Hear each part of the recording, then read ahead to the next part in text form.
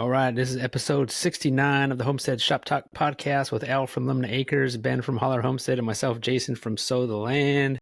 What's up, guys? How you doing? Doing good over here. Yep, doing pretty good over here. How about you? So it was a little windy today. We had but wind. We had crazy wind Sunday, like 50-mile-per-hour wind gusts. I don't know like what you guys had today. It died down. It's like not so windy now, but this morning it was. I got a little windy. It wasn't too bad. So this week, yeah, I was just a little worried about all them trees that kind of fell down last time. So now, yeah, all the kind of died snag down, trees. So. That kind of worries me too. But I mean, hopefully, any of the snags we have will just come down. They're not going to hurt anything. But man, there's some places around here. If the wind blows very much harder, all the snags are taking out the power that just got fixed. That would not be good. Did you get frost yet, Al? Not yet. I think tomorrow night we're gonna have we have a couple of nights that are like last night was 30 something, like 30. No, last night was 44. We had a 35 was the coldest so far. Tonight I think is 38. I'm just pulling up my weather app. Tonight's 35. Tomorrow's 34, and then Wednesday we're supposed to be 28 for a low. Thursday 30, and then Friday 31 for a low. So that's cold. It's about a month off though for us. So I think we're supposed to see. You guys get a frost chip? Yeah, I think Wednesday morning it's supposed to be 34, which we're what we got planned for tomorrow's video. We got to run around and pick what peppers we're gonna pick, and basically get the garden ready. I'm ready. I'm ready to put this garden to bed. I'm tired of worrying about it. What little we've got out of it this year. It's like, yeah, go ahead, Frost, finish it off. Yeah, I didn't get to enclose my greenhouse yet, man. I got one wall in, and I didn't get a chance to put the other wall in. But did that one wall survive the hurricane? Yeah, awesome. Nothing happened to that greenhouse, man, which is great. I've been amazed with ours, like even having the sides rolled up, and we'll have, like some of those thunderstorms we'll have in, July, and we'll get 60, 70 mile an hour gusts blowing through, and it's fine every single time. I've been pleasantly surprised with the strength of that greenhouse. So who wants to go first? Talk about their week. You guys probably have more interesting stuff. I'm sure you've seen some more things down there than I've seen up here. Yeah, maybe. So I went into Asheville again this week. I think I talked a little bit on the last podcast, but I went in 2 different days. I just posted a video of going out there, and it was two days, and I think I went the first day on the last podcast, and then I went a few days later, and they already have, if you look at GPS to Asheville, like there's already roads that are blocked off, like say that there's no directions to, like if there's a certain spot in an area, it'll tell you, it won't even tell you directions to get there. It would just be like nothing. So I just did the GPS just to see, and sure enough, like it said all these roads are blocked off, because I went to go to Atomic Furnishings to talk the owners that we knew. There's only 2 ways to get to that place, and both ways like got washed out because they're right along the river that overflowed, and the river's like right in front of their shop. And so I went in one way, and I called them up first. I was like, okay, are you guys getting in there? Because I was supposed to meet him at the shop, because like all these roads are closed. Like, how am I supposed to get in? He's like, oh, just go up to the cops and just tell them that you have business over here or something.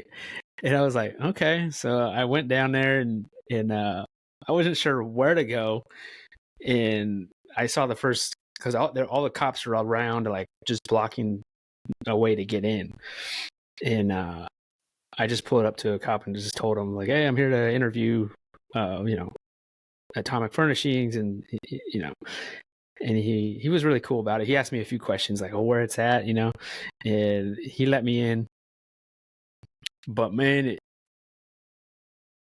like, if you look at that video, I'm trying to film and drive and seeing all the buildings like gone at the same time. And I was just like, I didn't know where to look, and I kind of didn't know where to go. I mean, even though there was like cars, not a lot of cars, but there was people there. They were letting people in. I think mainly workers, linemen, people that do have a business there, and so they can dig through their stuff and find stuff. So there was people out and about in the area, but just seeing that stuff and like filming, and then just like, oh my gosh, like, I mean, it was really bad, that area in particular. I mean, there was parts of the road that along the river that was like completely gone, and I was like, is this safe to drive on? Because like really just one lane, that's all it could fit in the road, because the rest, it just fell off into the river. And it was wild to see. I mean, just to be there, and but yeah, it's, they were really cool. Wanted to talk to me about what happened to their business, and I mean, that whole area, really. I mean, just, I think what's going to happen to their business particular is that, well, I would say a lot of business probably is like the mud. The mud is just so nasty. And, it was a vintage furniture store, and just piles of furniture in their store, and the mud's still in there. And they're like, we don't even want to try to salvage this stuff, because, they're getting sick from the mud and the water that's there. And so they're like, it's not even worth it. I mean, there's already mold growing on the walls. And so I think basically they're just going to walk away. Just, that's it. That's so sad, but like, I get it. Yeah. What else do you do? You can't, especially if it's vintage furniture. I mean, like, it's not like you can just replace that stuff. No, I mean, the wood, wood, once you get it wet, forget it. Even that is like, I don't even know if I want to wash this stuff off. It's just, it's probably not even worth. I mean, they started getting sick first couple of days, because they were trying to save stuff. But now at this point, they just like, we don't even want to walk in here anymore. He just showed me in there. Like, I was expecting to walk in there, but as soon as he opened the door, it was just mud still in there, and he didn't even want to step foot in there. And I was like, okay, I get it. But yeah, man, it was crazy. It's crazy to see that. I don't know. I'm still. What was the history for that area? Like, there's a bunch of, looked like old factories and stuff, all those big buildings. Any idea what they used to be used for back in the day? I believe there were just mills, maybe like a cotton mill or something like that. Let me think. Yeah, I'm not sure specifically, but there was some kind of industrial area back in the day. Then it seems like they all had businesses still in them at some point. So it's like all those businesses now are going to be looking for places to go. Yeah, now it kind of, people moved in there, and they have there's like a hiking store and antique stores and art galleries, a lot of art galleries, artist lofts, that type of thing, vintage stores and stuff. I mean, I think it's pretty much everything along the river, and any low spot is where it got the worst. But yeah, it's like nobody knows really what's going on or what to do. Do they know what contaminated the water yet? If it was that nasty with the mud and everything? From what people are saying, well, I don't know. They say there's like some kind of plastics plant up the river that might be it, that was leaking some kind of chemicals. I mean, who knows? I mean, it could be any businesses. From what I heard, the main offender was a PVC pipe factory type of place, and so they manufactured the PVC pipe. And if you know anything about PVC, like, that stuff, the chemicals they use to make PVC is like no joke. And so that whole plant got wiped out, from what I've heard. And that was like, that's in the mud, that's in the water, like all the, it's pretty nasty stuff. I can't say with 100% certainty, but I've heard that in a lot of different places.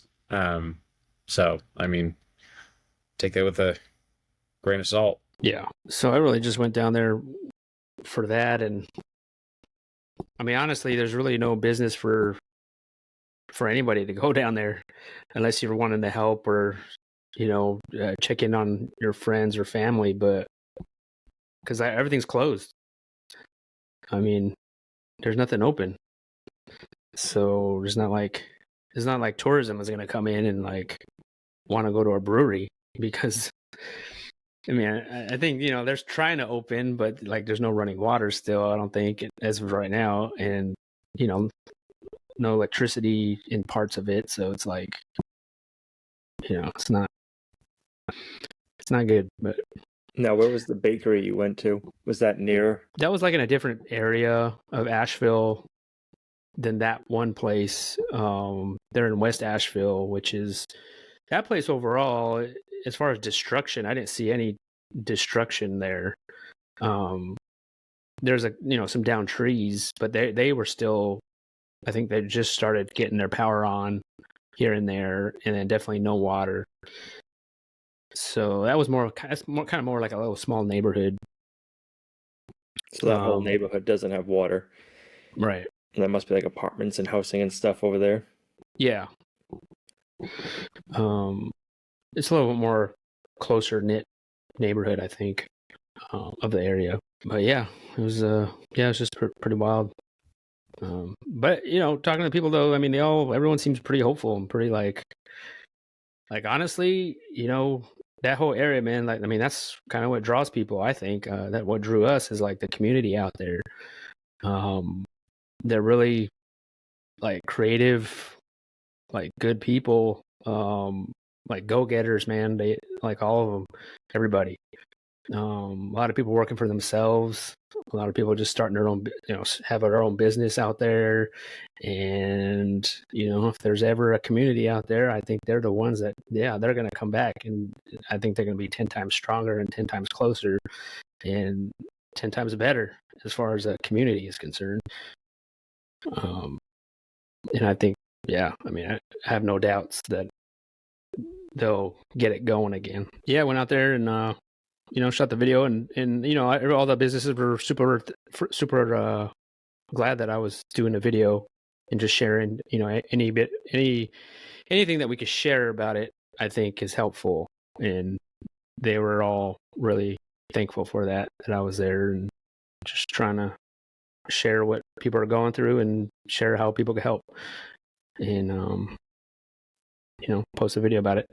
And, yeah, it's funny seeing the comments like, "Hey, haven't haven't watched you since the pandemic," and now I just started watching you again, and I'm like, okay, so that's telling me that you're only watching when something really bad happens. Yeah. Like, oh my gosh, it's a pandemic. I got to see these homesteaders, and then, okay, we're good now for a couple years, and then something else bad happened. Oh my gosh, I got to see what they're doing now. It's all good. But other than that, I mean, did that and let's see, just getting ready for our workshops coming up, a couple weeks, and trying to keep the land clean. Trying not to get too crazy with projects right now. Although I just started a project today in building an outdoor sink. That's a must. I have this old cast iron sink that I held on to. It's in my junk pile. That's one of my prized possessions in my junk pile. And I'm turning that into an outdoor sink. So people can wash hands and stuff because I've always wanted one. Now's the time to build one. So hopefully I get that video out before this podcast. Yeah. Oh, today, before I forget, I had a lady come out pick up her turkey today. She drove 6 hours from Virginia to pick up her turkey, and she did mention she buys her coffee, Al. So she buys. So shout out to Chris, and she watches the podcast. So thanks, Chris, for coming out. That's awesome. Yeah, it was cool. Like, it was cool. Yeah, it was great. I was like, so for everyone's listening, you don't have to live in North Carolina to buy my meat. You just got to go get it. Yeah, you just got to come get it. Drive to get it. Yeah. Make a weekend out of it. Yeah, exactly. So that was cool. But what else? I don't know. I think that's kind of it, I think. Just kind of getting ready for these workshops coming up. Yeah. Get ready for the cold. It's coming. What about you, Ben? You're ready for these workshops? You're just coming up sooner than mine. Yeah, this week. Actually, when this podcast goes up, I will be elbow deep in a pig. Hopefully, actually, by the time this goes up, if all is going well, the pig will already be in the cooler. But we'll see. We'll see. Well, what do you usually post? 10, 11, something like that on Fridays? Yeah. Yeah. We'll see. Yeah. You're about that. I'm super excited. Like, it's going to be this Friday and Saturday. I mean, I don't know how much more ready I can be. So I even did a warm-up run this past week. We didn't mean to, we didn't plan it, but we actually took last week off of filming just because, I don't know, maybe just to get our minds right after, this hurricane and everything. We've had such a hard time getting our head in the game. It was just like we tried filming Monday, we tried filming, a couple days, and it wasn't working out. Couldn't get in the swing of it. And so it was like, fine, we'll just, if we do something interesting, we'll pick up the camera, we'll film it, but we're not going to try to make a vlog out of it. And it actually, it worked out. So, last week, I kind of preloaded the system. We were out of pork. Like, we were out of ground pork. We still had a few cuts. Like, there's maybe a shoulder or two or something like that in the freezer. But we needed some pork. So, I borrowed the trailer a couple days early from Jason, his cool trailer. And I did 2 guinea hogs. Now, these guinea hogs, these were 2 runty guinea hogs from, I don't know, they were like 2.5, almost 3 years old. They were 160, it was like 162 and 164 pounds. Like, they were real close in size. Kind of an experiment. Somehow I wound up with these runts, and I just held on to them. I thought about, just eating them while they were small. Last year, just as, suckling pigs. I was just like, well, let's give them another year and see how big they are. Yeah. Don't ever keep the runt of your litter. That's all I can say. Like, if you're selling pigs or you're buying pigs, don't get the runt. Get the biggest, strongest looking one, not the weakest, tiniest one. These ones, they were a third of the size of the rest of the litter. And yeah, they didn't do good. There was one out of that litter I did last year. We called him Big Boy, and he was only about 160 pounds. Like, he wasn't that big, but he was only a year and a half versus these ones were 2.5. So a whole extra year of growth, and they're only up to the size that their big brother was at. So yeah, interesting experiment. These ones, we actually did something I've always wanted to do. I don't know why. Like, I've always wanted to do this, but we deboned and ground everything. So I've always wanted to just take a whole pig and just turn it into sausage, and everything. Like, no remorse. Like, we're not saving a shoulder. We're not saving a ham. Like, just take everything, pull the bones out, chop it up, and throw it in the grinder. What about the bacon? Even the bacon, too. Wow.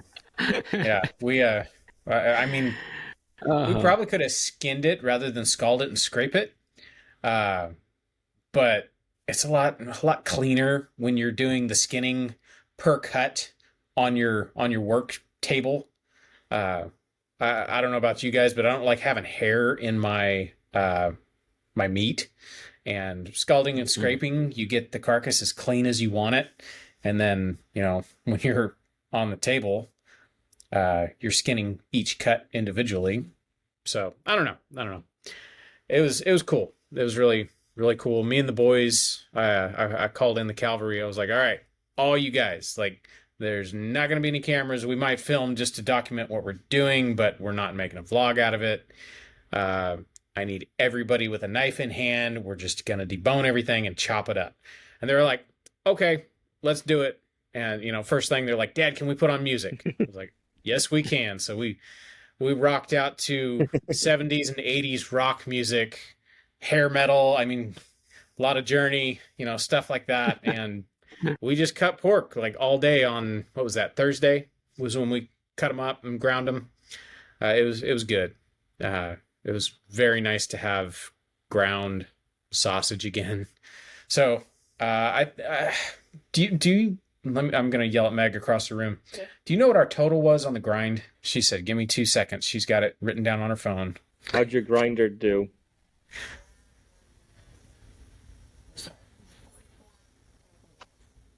Nope, that's not right. It's lard. How much? 112 pounds of meat and 44 pounds of lard. So, that's good. Yeah. What'd you ask, Al? How'd the grinder do? The grinder did, I mean, the only time I can make that thing struggle is if I just put on a smaller plate and I put whole chunks of meat in there. It'll grind it just fine, but it kind of loads up. It's a 3/4 horsepower. I mean, it's a number 32, so it's the biggest we could get from Lim.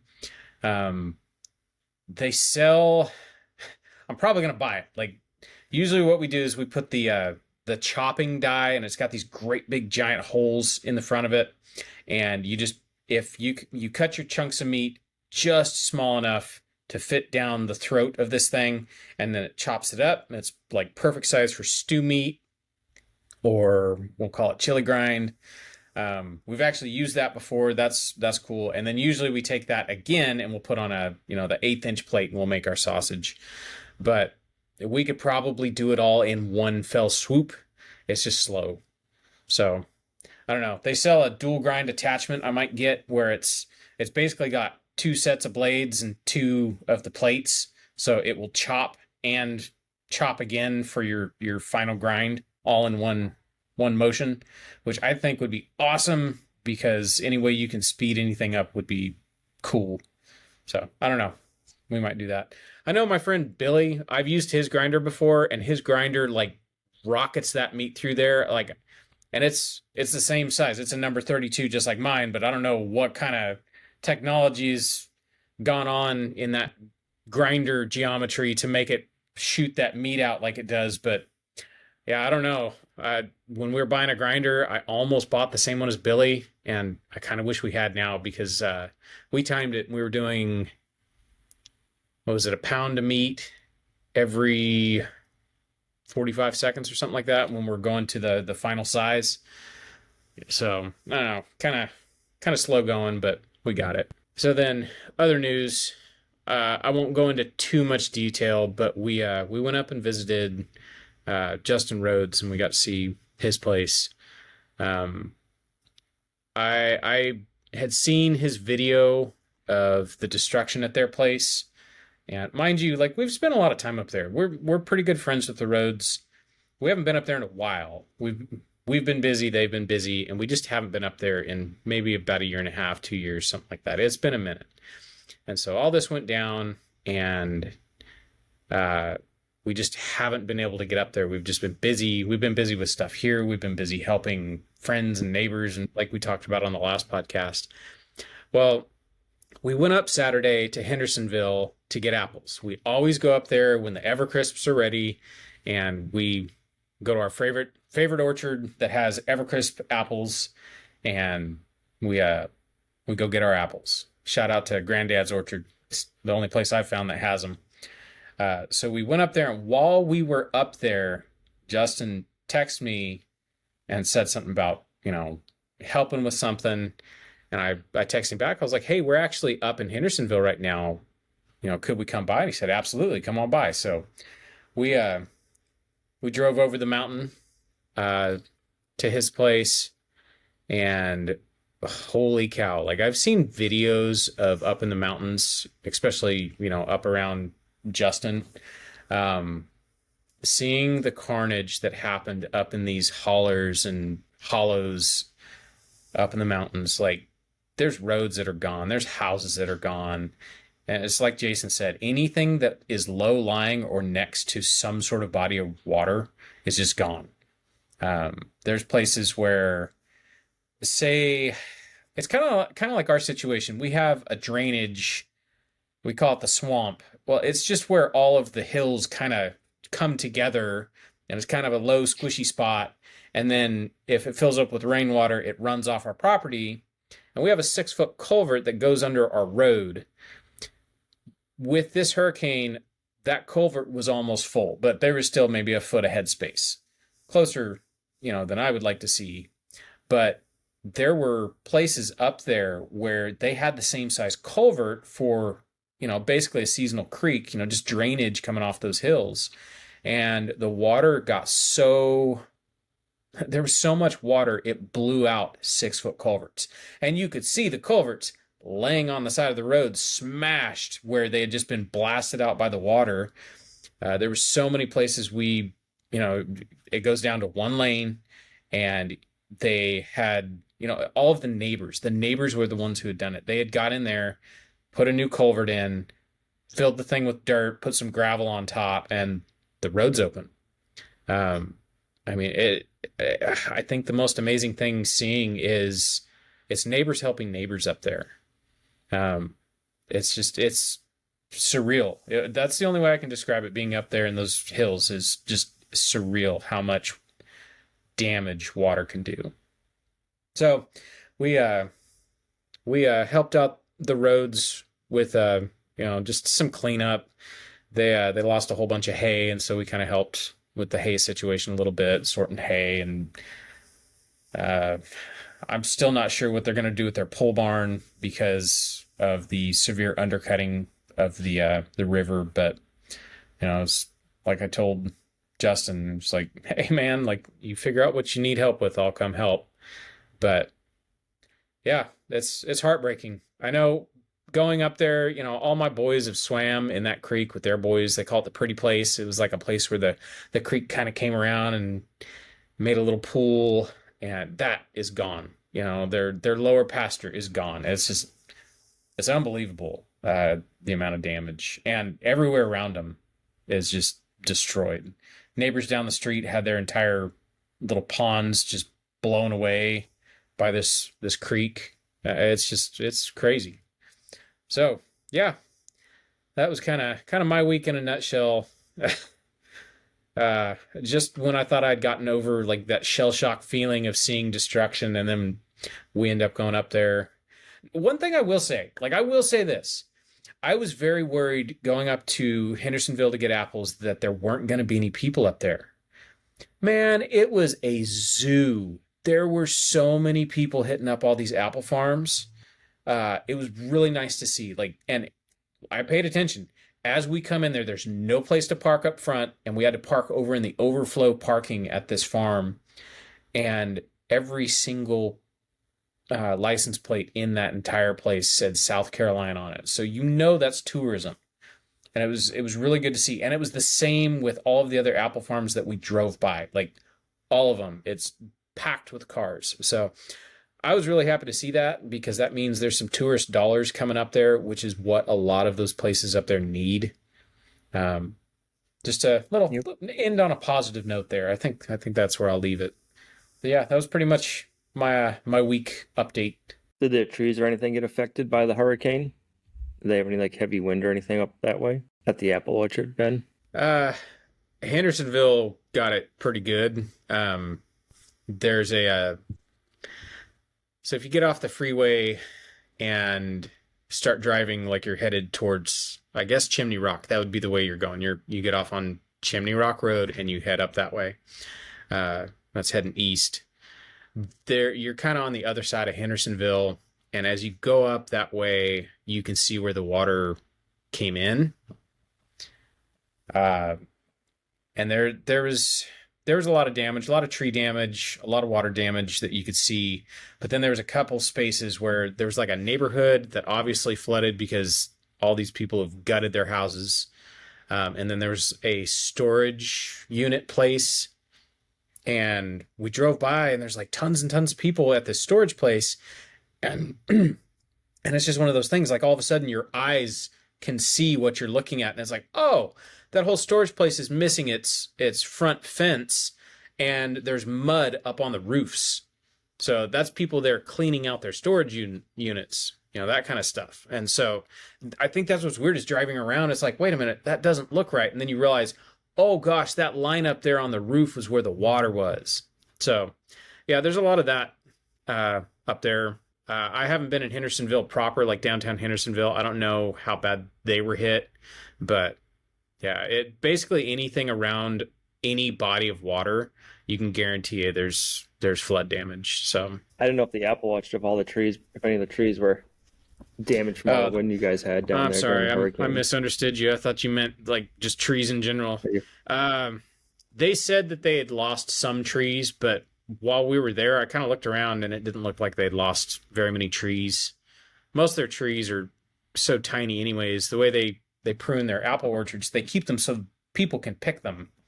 So the trees are, not very big.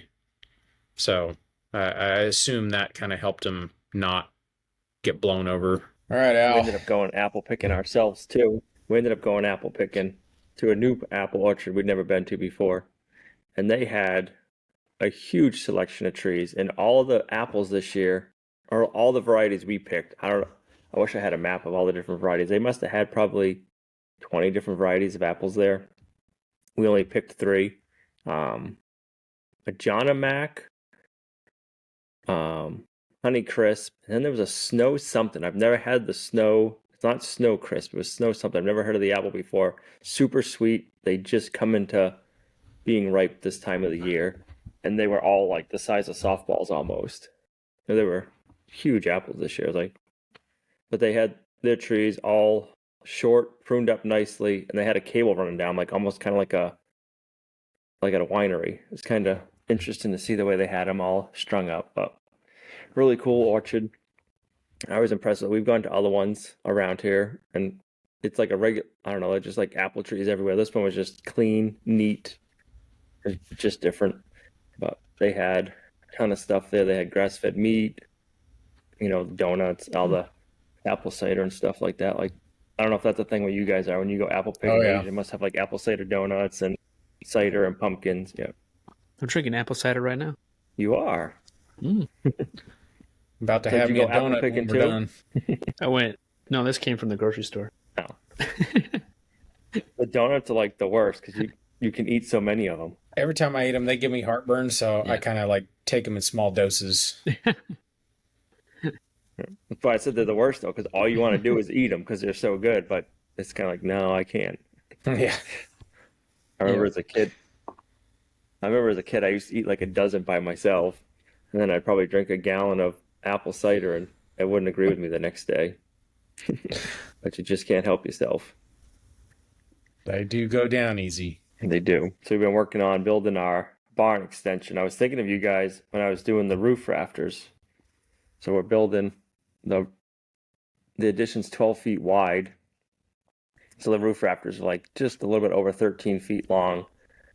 And I'm doing them out of 2x10s. And then I'm doing them 16 inches on center. I'm like, man, if I was in a climate that didn't have snow, like I could probably get away with 2x6s, 2 feet on center. So we went 16 inches on center, and then we did 2x4 strap and 16 inches on center to put the tin on. But all the snow from the barn roof is going to be landing on that roof. So I'm like, I don't want to lose a roof, especially if there's animals inside. But Yep. I'm like, just when I build, I just always chuckle because I'm like, what would they do down south? What would you be doing if you didn't have the snow and everything that we get? Just 2x4s, man. Wait, I don't even use 2x6s. What's the roof on your rain shed made out of? Is that 2x6s? 2x4. 2x4. All it's got to do is support the tin and the rain ain't gonna weigh nothing. Yeah, it's still there. Right? It held up the Hurricane Helene. Yeah, unless we get, I don't know. I might regret that once we get that 100-year-old snowstorm. Oh gosh. Hopefully that's not this winter. Yeah, we don't need Yeah. that.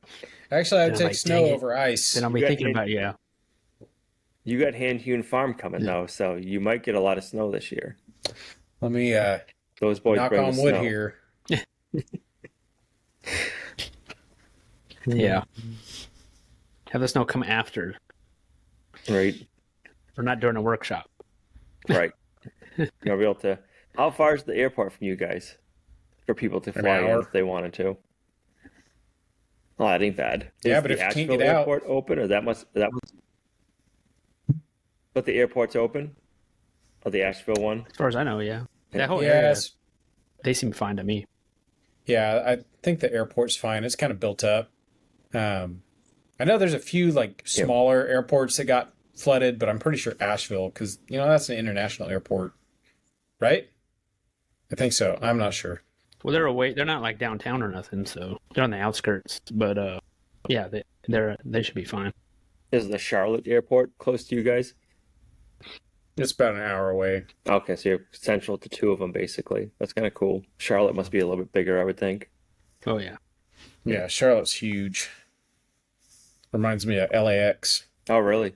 Yeah. I wouldn't think it'd be that big. It's big. If you want quiet airport, come in through Asheville. Right. Might be a little bit more expensive, but it's easy going. Probably easier to get to Charlotte than if it's bigger for most people. Yeah. So we actually got the metal roof on, which felt good. It ended up raining that day, and it was a little windy, but it's kind of like just a little bit of rain and a little bit of wind makes a big difference when you're trying to put metal roofing up. Yeah. Luckily, we didn't have to get up on the roof. We could do it all I could do it all from putting up the sheet and just stretching over on the strapping and screwing it down. But So you get material, you ship in material, you get material shipped, or you go pick it up?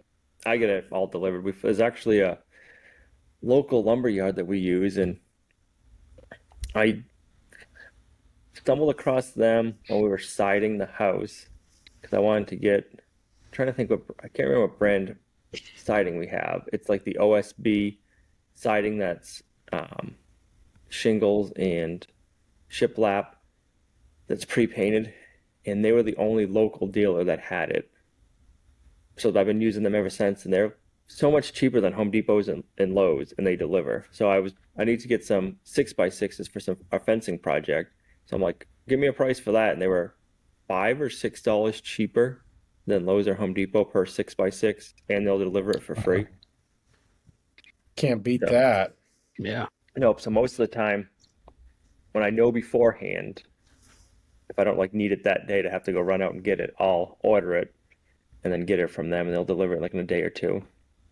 But the other cool thing is we have not a lot of mills around here anymore, but there's one mill that makes 2x4s and 2x6s. So a lot of the times when we get lumber, it's from a mill that's probably like a half hour away, and it's all kiln dried and dimensional lumber. So it's kind of neat to be like, okay, so we're still supporting local loggers and a local business by buying it from a big yard. So yeah.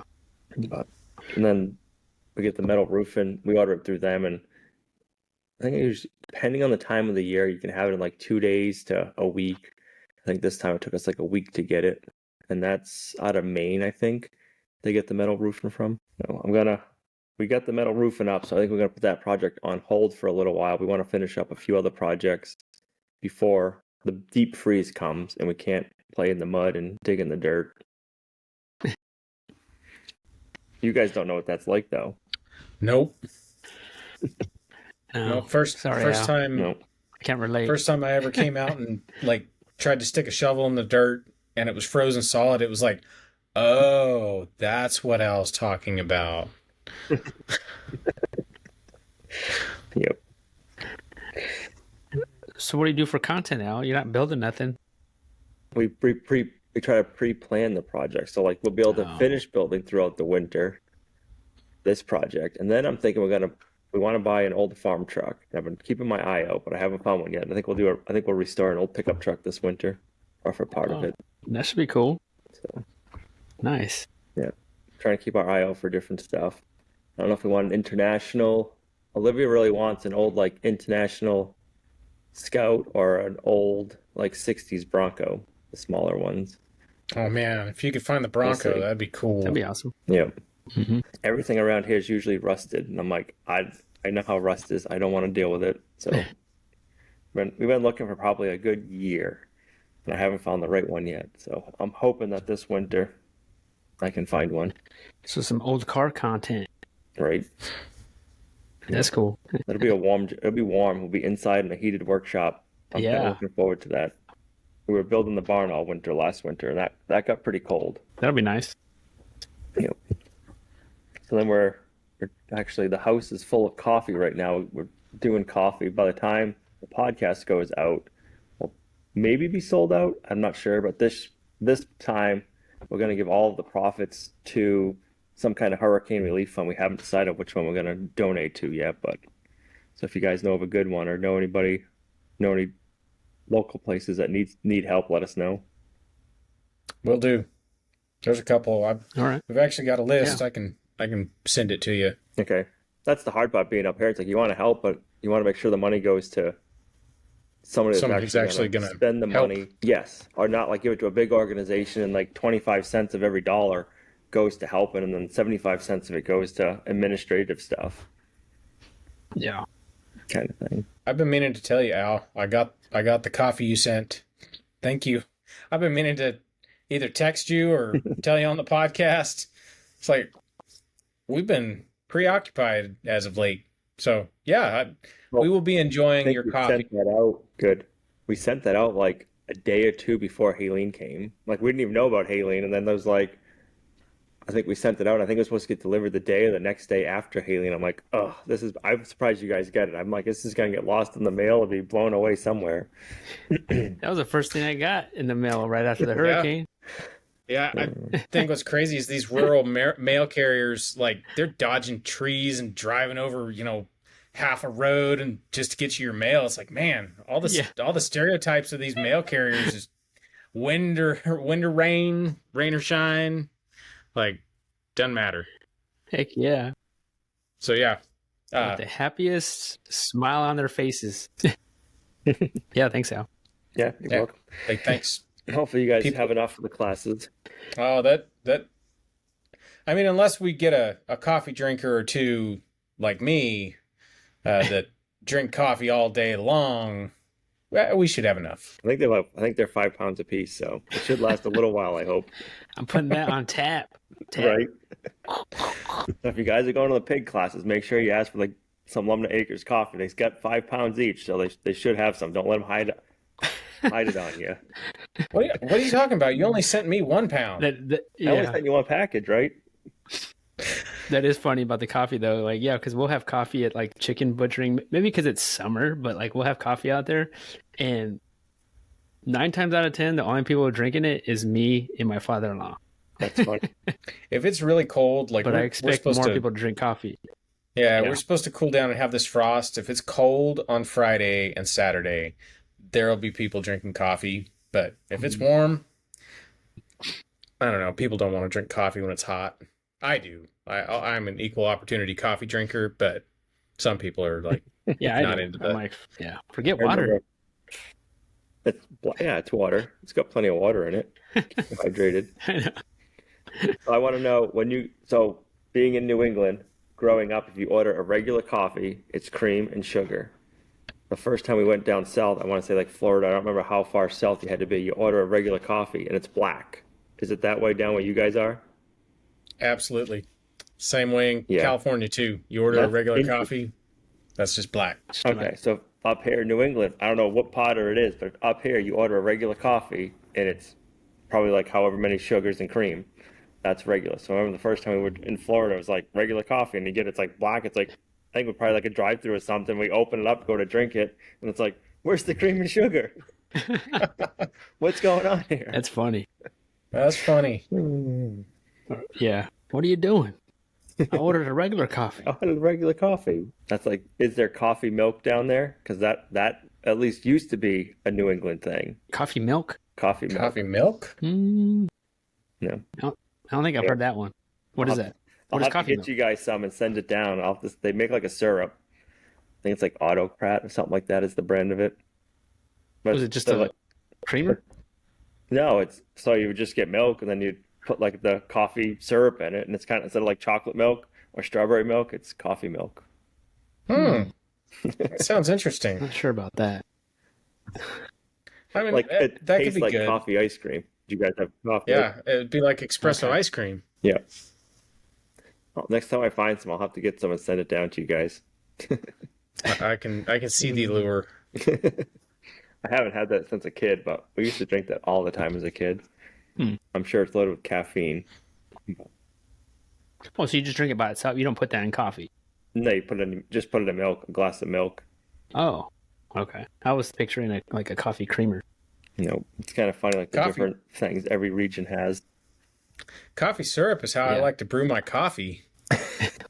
Right? If you can stand a spoon up in it, then it's brewed properly. So you're gonna Yeah. have two pots going during the pig class, one for you and one for everybody else. You know, there double dark there's, or just dark? there's something to that because one of the classes, I think it was the December class, it might have been the November class last year. I like my coffee strong. Like I really enjoy strong coffee, and I looked around and like nobody's really drinking coffee, and I went over there and I made a pot, and like two people perked up and they're like, "Oh, you're making coffee? I'll drink some coffee."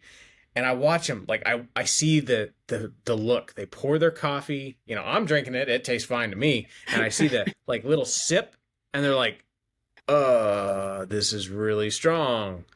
And so I see people over at the sink dumping some out and adding water to it to dilute it. And it's just like, okay, like I'm going to have to make my own coffee up at the house and bring it with me. And then we'll just make coffee for everybody, and we'll just make it, user-friendly coffee. That's funny. Or not everyone drinks it black either. I'm like, That's true too. just drink it black. Oh, man.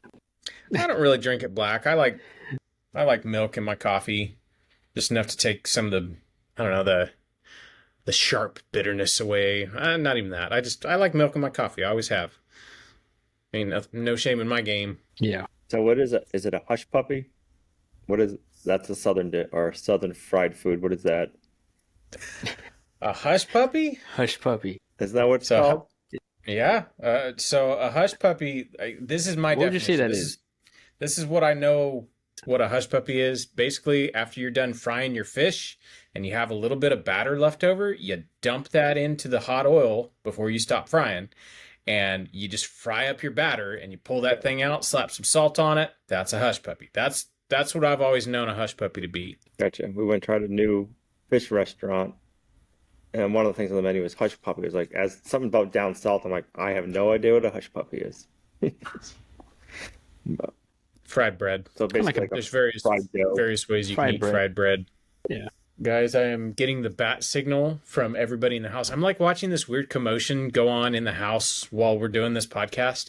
And Meg just got up out of her chair carrying a sleep baby to go look at. Apparently, we can see the northern lights right now. Oh, really? Really? Yeah. I thought it was like, it hasn't been going on all week. I heard it was like from the 12th to the 20th, it will be able to see it. So everybody's looking through the window. I can't We see it with missed all the it. light on in this kitchen right now, but yeah, that's pretty cool. We Yeah, saw that there- a couple months ago. The coolest freaking thing I've ever seen in my life. I know up here people could see it. I know we couldn't the night they had it. I don't know if it was Saturday night, Friday night, but it was so cloudy. We couldn't see it at our place. It's Maybe been we'll pretty. give another chance. Yeah, it's like crystal It clear hasn't here rained right either now, since so this is the probably hurricane. yeah, we haven't had a drop of rain since the hurricane. It's getting dry and dusty. Really? Yep. Had all the water in the world, All and or now we're nothing, not getting any all of or it. nothing. Hopefully that'll help some people dry out so they can kind of dig out and excavate some and not be dealing with as much muck. Oh, yeah. Although I wonder if it rained, if it would kind of clean like stuff. Like some of that mud, like kind of clean it off maybe. I don't know. Do you know if they found like everybody, or is there still people trapped in stuck places? Like, what are you guys hearing about that stuff down there? I'll speculate after we're done recording. I got some stuff to say about that, but yeah, they're still After finding show. people. It's interesting. I would think so, yeah. Are you hearing any news of that storm over there, Al? Or just what you see on YouTube? I mean, Just don't have whatever I TV. see on social media. you don't have YouTube. TV, though. No, Do you? we don't Yeah. have TV. But if I talk to other people that have TV, Mhm. they have no idea what's going on. Mm, That's kind of like all the fires going on in Wyoming right now. right. Nobody knows. Even on social media, you're not seeing much about the fires out in Wyoming. Yep. Yeah. Like, Yeah, it's if you want to crazy. learn about that, you have to like research. Yeah, it's hard to tell because it's like we don't have TV either, so it's hard to tell like what they're talking about. Yep. I mean, YouTube's our TV, Right. for the most part, but so I don't know what regular TV is like. Like, any idea how hot or how bad Hurricane Milton was down in Florida? I know it wasn't as bad as what they were expecting, but it was still pretty bad. It wasn't the But you're not hurricane seeing per a lot of stuff se. about that right now. It was the thousands of tornadoes that spun off of the hurricane that did all the damage. Right. And the hurricane still did some damage, but it was tornadoes that, they weren't expecting. So it's pretty crazy. I guess there was a movie out last year, kind of everything that happened with this hurricane. There was a movie that was out last year. I think it was called Category 6, Day of Destruction or something like that. There was a movie, and like basically everything that happened to Florida was in this movie. What? Yep. Man, are you going to make me put on my tinfoil hat already? Nope, I won't. We'll save that for later. But that was just something I saw the other day, and I was like, Wow. Interesting. "Yep." Maybe one of these days we'll do like a behind a paywall episode and we'll all put on our tinfoil hats and talk about whatever. I don't think you can call them tinfoil hats nowadays. Where they're actually Nope, really like it's- legit tinfoil hats. I think I'm a coincidence theorist. I don't even think it's that anymore. I think you just basically got to have your eyes open and like pay attention and use your common sense and Yeah. see what's going on, and it kind of makes sense. Yep. Yes, sirree. Is that good? I think so. I think we'll leave it at that. So yeah, guys, thank you, everyone listening to the podcast. Thank you for subscribing to our YouTube channel and subscribing to our podcast. Yeah, we really appreciate it. Thank you guys for listening and all the great comments and feedback that we get from this podcast. Even people that we meet in real life, they always say they love the podcast, so that's pretty cool. And we appreciate you guys. We appreciate you, and everyone stay safe out there, and we'll see you guys next week. Have a good week, everybody. Later, everybody.